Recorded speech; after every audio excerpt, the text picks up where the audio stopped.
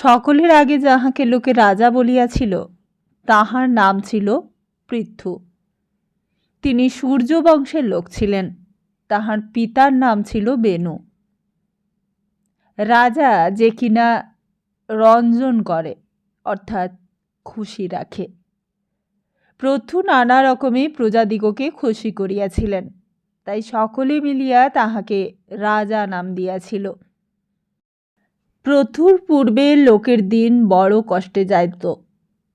সেকালে গ্রাম নগর পদঘাট কিছুই ছিল না। ঝোপে জঙ্গলে পর্বতের গুহায় সকলে বাস করিত। পৃথু তাহাদিগকে বাড়ি ঘর বাঁধিয়া এক জায়গায় থাকিতে শিখান, আর পদ বানাইয়া চলাফেরার সুবিধা করিয়া দেন। সেই হইতেই শহর বস্তির সৃষ্টি হইল। সেইকালের লোকে চাষবাস করিতে জানিত না, ফলমূল খাইয়া অতি কষ্টে দিন কাটাইত। জমিতে কাঁকড়, আকাশে মেঘ নাই, খটখটে শুকনো মাটি ফাটিয়া চৌচির হইয়া আছে। তাহাতে শস্য জন্মাইতে গেলেও তাহা হয় না। প্রজারা পৃথুকে বলিল, হে রাজা, পৃথিবী সকল শস্য খাইয়া বসিয়াছে, আমরা কেমন করিয়া বাঁচি?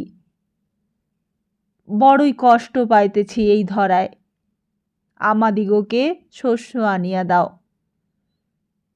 পৃথু বলিলেন, বটে, পৃথিবীর এমন কাজ, শস্য সব খাইয়া বসিয়াছে।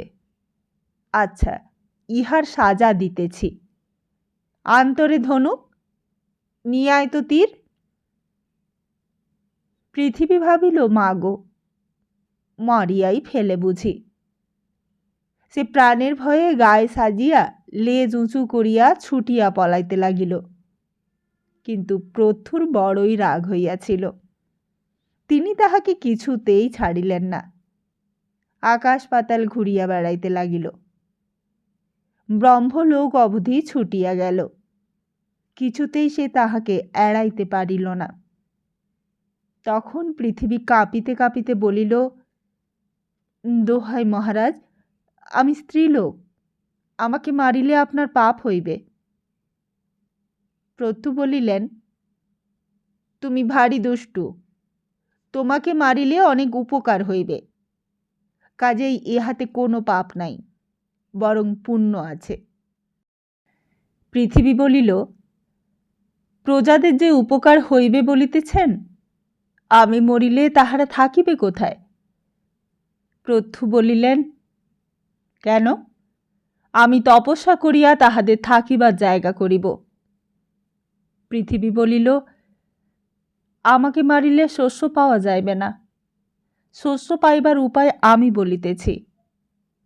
সে আর এখন শস্য নাই, আমার পেটে হজম হইয়া দুধ হইয়া গিয়াছে।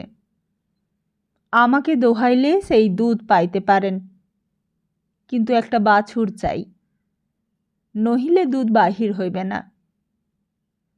আর জমির উঁচু নিচু দূর করিয়া দিন, যেন দুধ দাঁড়াইতে পারে, গড়াই আনা চলিয়া যায়।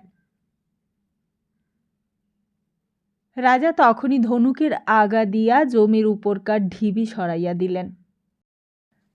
তাহাতে জমি সমান হইল, আর ঢিবি সকল এক এক জায়গায় জড়ো হইয়া পর্বতের সৃষ্টি হইল। সমান জমির ওপর লোকে ঘর বাড়ি বাঁধিল, সেই হইতেই গ্রাম নগরের সৃষ্টি। তাহার আগে এসব ছিল না। জমি সমান হইল, এখন একটি বাছুর হইলেই গাই দোহাইয়া সেই জমির ওপর দুধ ছড়ান যাইতে পারে। সেই বাছুর হইলেই স্বয়ম্ভূ মনু। এমন বাছুর তো আর সহজে পাওয়া যায় না। তাহাকে দেখিয়াই গায়ের বাঁট দিয়া দুধ ছড়িতে লাগিল। তখন পৃথু নিজে হাতে গাই দোহাইতে লাগিলেন। সেই আশ্চর্য গাই না জানি কতই না দুধ দিয়াছিল। সংসারে যত শস্য সকলই তাহাকে দোহাইয়া পাওয়া গেল। সেই শস্য খাইয়া এখনো আমরা বাঁচিয়া আছি। শুধু তাহাই নহে, পৃথুর পরে দেব দানব যক্ষ রাক্ষস প্রভৃতি সকলে আসিয়া সেই গাই দোহাইতে লাগিল। সকলেই নিজের নিজের বাসন আনিল, নিজের এক একটি বাছুর ঠিক করিয়া আনিল। দোহাইবার লোক অবধি আনিতে ভুলিল না। কেহ সোনার বাসনে, কেহ রূপার বাসনে, কেহ বা লোহার হাঁড়িতে, কেহ পাথরের বাটিতে, কেহ লাউয়ের খোলায়, কেহ পদ্ম পাতায়। এমনি করিয়া তাহারা কত রকমের জিনিসে যে দোহাই আনিল তাহা বলিয়া শেষ করা যায় না। তথাপি দুধে কম পড়ে নাই। পৃথিবীও বাঁচিয়া গেল। এত জিনিস যাহার কাছে পাওয়া যায় তাহাকে কি বুদ্ধিমান লোক মারে? কাজেই পৃথু তাহাকে ছাড়িয়া দিলেন। পৃথু তাহাকে প্রাণদান করিয়াছিলেন, তাই আজও পৃথিবী বাঁচিয়া আছে। আর প্রাণ দিয়াছিলেন বলিয়াই পৃথু পৃথিবীর পিতার তুল্য হইলেন। সেই জন্যই পৃথিবীকে পৃথুর কন্যা বলা হয়, আর তাহার নাম হইয়াছে পৃথিবী বা পৃথ্বী। সে যাহা হোক, পৃথিবীর নামের অন্যরূপ অর্থ দেখা যায়।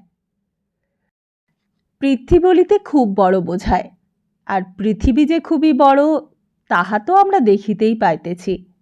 সুতরাং পৃথিবী নাম যথার্থই হইয়াছে।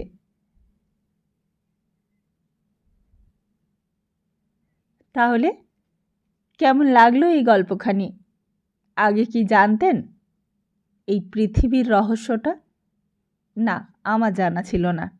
এখন আমিও জানলাম, তাই আপনাদেরও জানালাম। ভালো লাগলে লাইক, কমেন্ট, শেয়ার করতে ভুলবেন না। নমস্কার, সবাই ভালো থাকুন।